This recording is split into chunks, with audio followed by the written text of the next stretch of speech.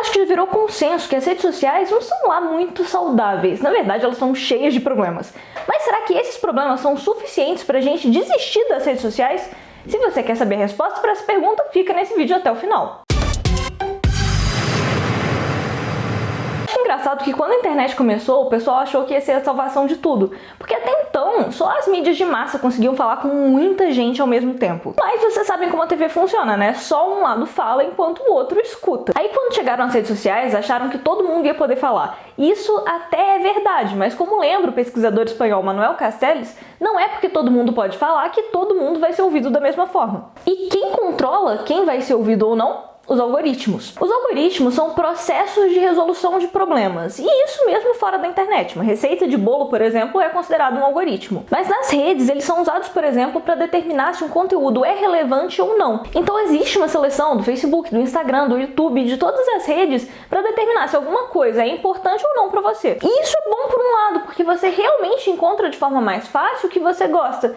Por outro lado, os algoritmos são um dos maiores problemas das redes sociais. Eu acho que a primeira coisa que a gente tem que pensar é que os algoritmos são baseados em dados, os nossos dados. E como é que eles conseguem isso? Vigiando a nossa vida. Muitas vezes a gente nem sabe o que eles registram do que a gente faz, porque quem é que lê os termos e condições de uso? Ninguém! E aí você acaba em situações como comentar no Twitter que você quer uma cadeira mais confortável e começar a receber propaganda de cadeira no Instagram, que nem aconteceu comigo outro dia. Claro que você pode argumentar que é mais interessante eles me mostrarem propaganda de um produto que eu tenho interesse do que de alguma coisa que eu nunca compraria, como acontece na TV, por exemplo. E eu concordo, a grande vantagem dos algoritmos é ter acesso a conteúdos personalizados. E além disso, as redes aumentaram o uso do marketing de conteúdo, que te convence a fazer alguma coisa em algum momento, mas de uma forma que você consuma conteúdos relevantes enquanto isso. E apesar dessas coisas serem muito bacanas, vocês já pararam pra pensar que essa história de te fazer ver só o que eles acham que você quer ver acaba com o potencial da internet? Porque assim, isso de ter acesso a só um tipo de discurso já era o que a gente tinha na mídia tradicional. A Noelle Nelman criou uma teoria que chama espiral do silêncio. Ela dizia que as pessoas gostam de ter aprovação, então,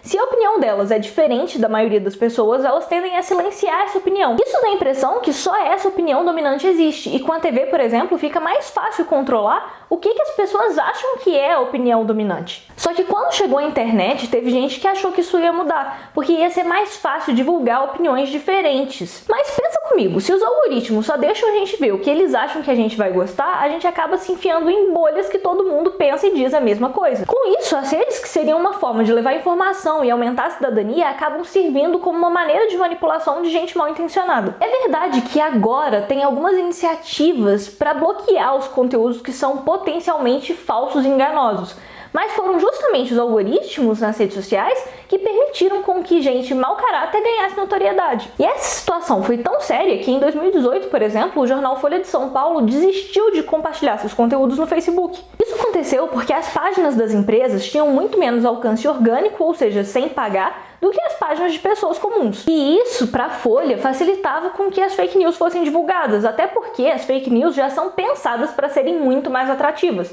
enquanto as notícias nos jornais não são sempre o que a gente quer ouvir. E quem viu aquele documentário O Dilema das Redes na Netflix sabe que a intenção do Facebook e das outras redes sociais não é exatamente propagar a cidadania e o bem-estar das pessoas. O que eles querem é ganhar dinheiro, mesmo que isso signifique te tornar viciado nas redes sociais.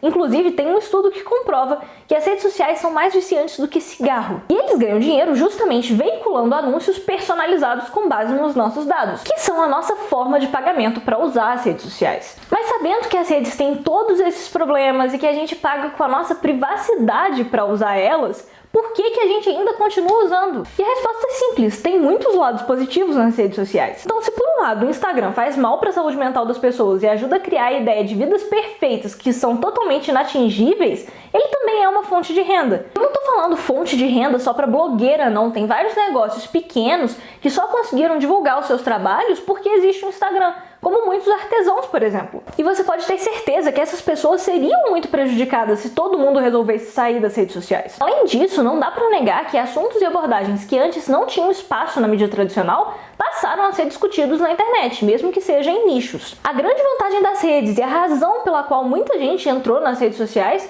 é é que elas possibilitam um contato com pessoas que estão longe da gente. E são por todos esses motivos que a gente não deveria desistir das redes sociais. Até porque não desistir não quer dizer também esquecer tudo que elas têm de errado. Uma das coisas que eu acho que a gente deveria questionar é o uso das redes sociais por crianças. Eu não acho que elas devam ser totalmente proibidas de usar, até porque elas também gostam de manter contato com os amigos delas.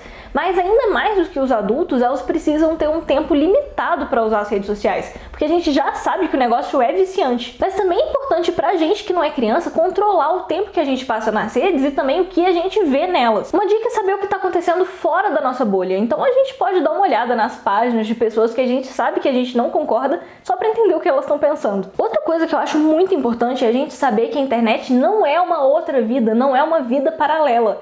Como também explicou o Castells, a gente vive na internet também. Então não fale com uma pessoa de uma maneira que você jamais falaria com ela frente a frente e no meio de uma plateia gigantesca. E sabe outra coisa que também dá certo? Se manter informado de como as redes e a internet funcionam. O WhatsApp queria mudar a forma como ele compartilha os dados dos usuários com o Facebook e ele teve que voltar atrás porque as pessoas não gostaram disso. Se você quer entender mais sobre a mídia e a sociedade, você já está no lugar certo. É só se inscrever no canal que a gente faz esse tipo de discussões todas as semanas. E agora tem uma novidade, você pode acompanhar o Analisando também no Instagram. É só procurar o @analisando com Ana RQ. Lá você vai encontrar conteúdos complementares ao que você vê aqui no canal. E eu já adianto que tem muita coisa interessante vindo aí. Mas o vídeo de hoje fica por aqui. Eu te vejo no próximo debate. Até!